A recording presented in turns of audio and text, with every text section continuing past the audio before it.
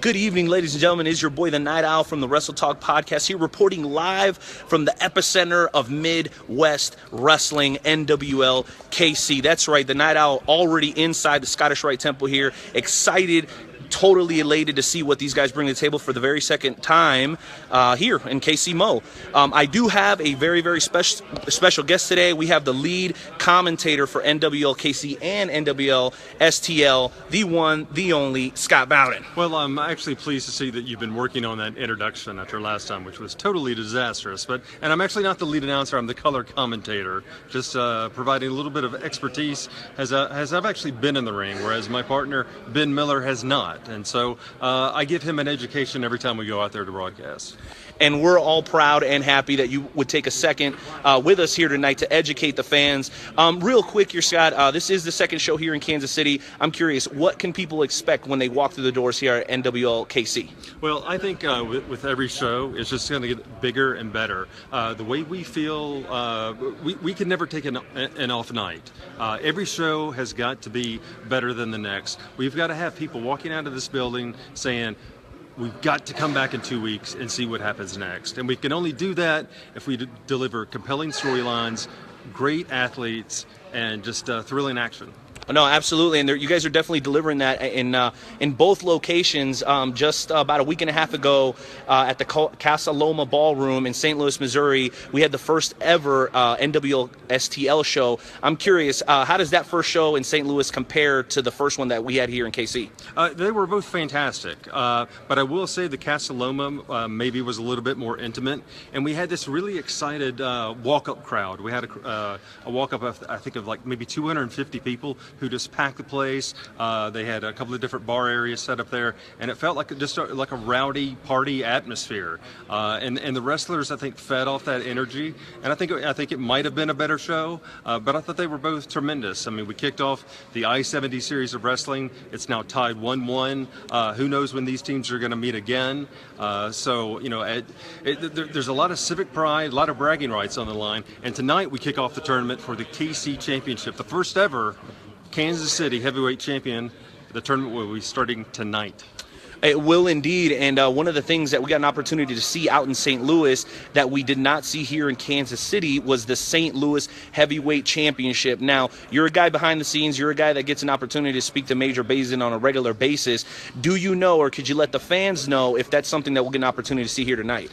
It will be unveiled tonight, and I have to say it's absolutely stunning. It was made by Dave Milliken, who also made the St. Louis Championship belt, and these belts are very unique in that they're more of a celebration of the city's heritage, and so the champion will truly represent the city with these belts, and that was the whole reason behind the design of the belt. We included landmarks from each city to make them instantly recognizable. When you look at that belt, you're going to see it's the KC Championship. When you see the St. Louis title, you're immediately going to know that's the King of St. Louis.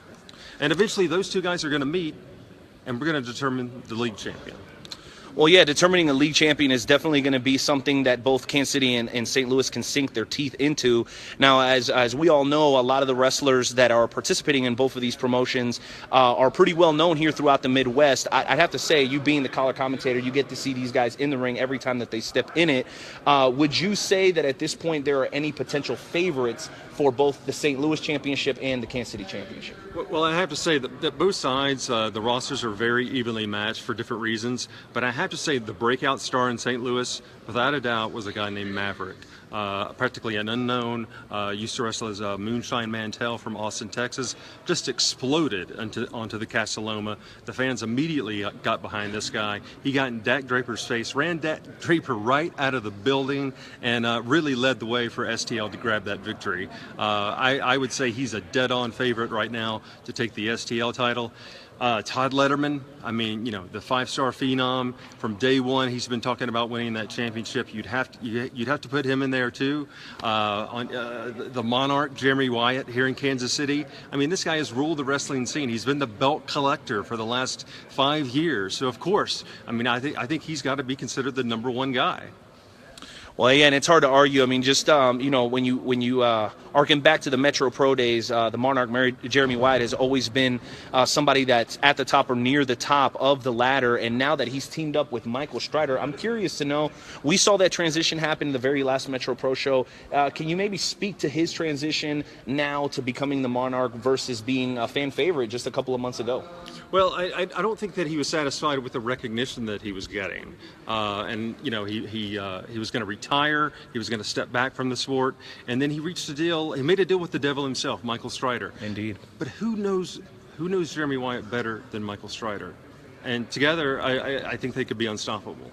Absolutely unstoppable. And you know who else is unstoppable? Scott Bowden, a guy that's been in the professional wrestling business for how long now? Oh my gosh! Well, I started in the business in '93. I was in it for about 4 years. Was out of it, and now I'm back, and hopefully better than ever.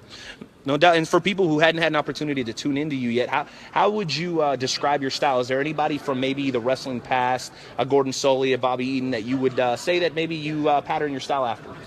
Certainly not a Bobby Eaton. I grew up a big Lance Russell fan, but I certainly can't copy Banana Nose's style. But I was also a huge Jerry Lawler fan. I basically tell it like it is. I'm not necessarily out there to get myself over or to tell jokes. I just try to tell the truth, and I always try to correct Ben when he's wrong, which, quite frankly, happens more often than all not. the time. So yeah, I stay pretty busy.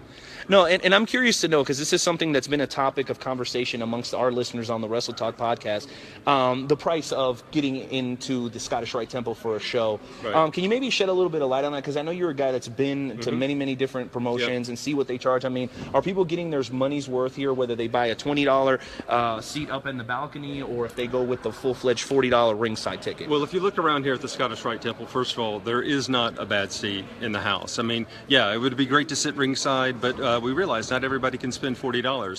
But, there are plenty of floor seats. There are plenty of seats in the balcony. It's just a tremendous venue for wrestling. And the Casaloma, too. Beautiful place. It's a little bit more intimate, and it's a little bit more of a nightclub atmosphere, a party atmosphere. It's not like you're going to just a regular indie show. It's a real night out. It's a celebration, really, is what it is. And I think it's worth every penny. And plus, we've not only signed, I think the best wrestlers in the Midwest, but we've also gone out and reached out for the best national stars, kind of cherry pick guys from Austin, Texas, Denver, and brought them here. And they're now living in these communities, and they're committed to both these promotions growing and being successful. And we hope the fans rally around it. No doubt about it here with my final question here with Scott Bowden, legendary commentator and wrestling personality. I'm wondering the whole Wrasslin moniker. Okay, you're a guy that did a lot of your work down in Memphis. I actually kind of like it. I think it shows that we're taking what we're doing very seriously, but we don't take ourselves all that seriously. How do you see that coming across to the general public as far as NWL referring to itself as the National Wrasslin League? Well, it sure beats sports entertainment any day of the week, in my opinion. And I guess it depends on where you were raised. In Memphis, Wrasslin was a term of endearment, but I can also understand where fans have been maybe made fun of in the past, like, oh, you watch that? You watch Wrasslin?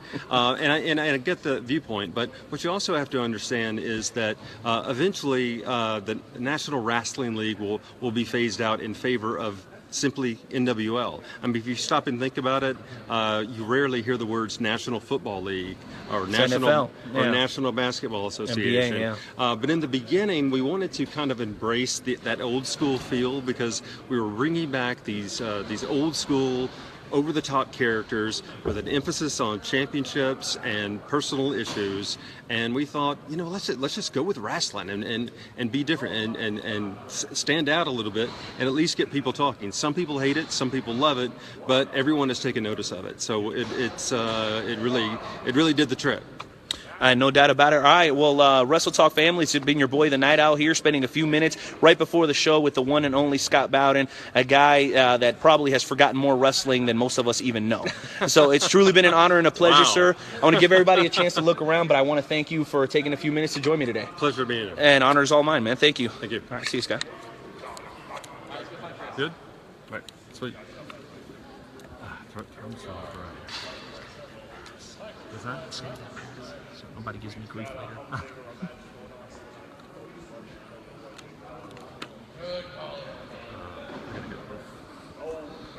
All right, guys. Thank you guys for tuning in. Catch us every Wednesday, 7 p.m. Central Time, WrestleTalkPodcast.com. This Wednesday, Rob Van Dam, and a little bit earlier, we confirmed Jerry Lynn for the month of February. So if you're an ECW fan, make sure you tune in to the Wrestle Talk Podcast because we're going to give you more than your fair share of ECW legends. Y'all take it easy. Hey, Joe D, I'm still waiting for you to come down here, man. I'm telling you, $20, worth every penny.